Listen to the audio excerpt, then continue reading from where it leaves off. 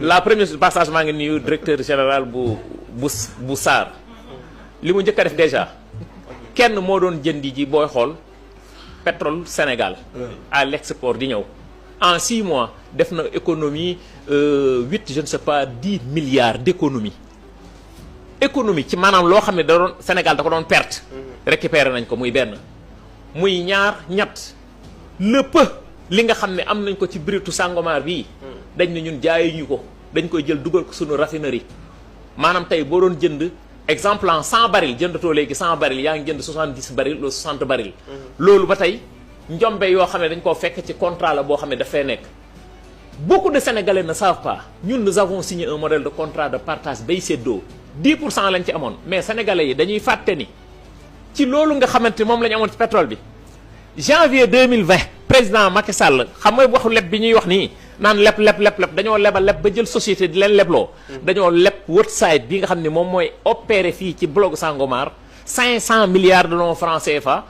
mu ne duñ ko faye xaalis ci pétrole bi lañ ko koy fayaate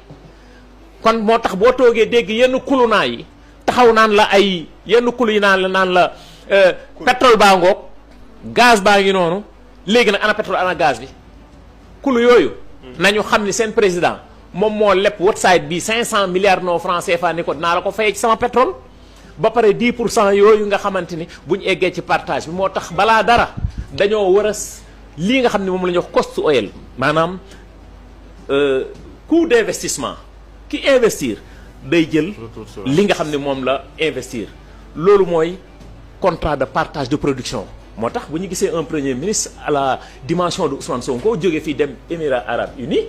di xooli li nga xamante foofu la ñu war a mën a jaar pour ñun économiquement secteur par secteur d'ailleurs loolu moo tax suñu journée porte ouverte bi ñu waroon ko tàmbali le 11 defuñu ko le 11 ñu parce que dafa ànd ak le ministre Birame Souleye te Birame Souleye moom moo ubbi journée porte ouverte loolu tax ñuy war ko yóbbu du 18 au 26 du 18 au 26 nous allons sillonner le Sénégal région par région tous les Sénégalais et les Sénégalaises sont invités l'essentiel mooy que ne après nañ ci def benn communication bu gën a large pour qu'au moins les Sénégalais sachent que li nga xam ne moom moo nekk ci seen réew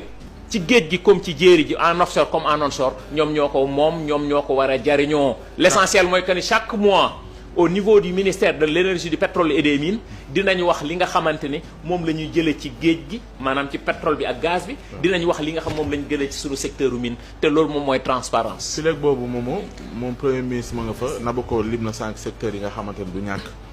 dinañ ci am liggéey bi ñu ci def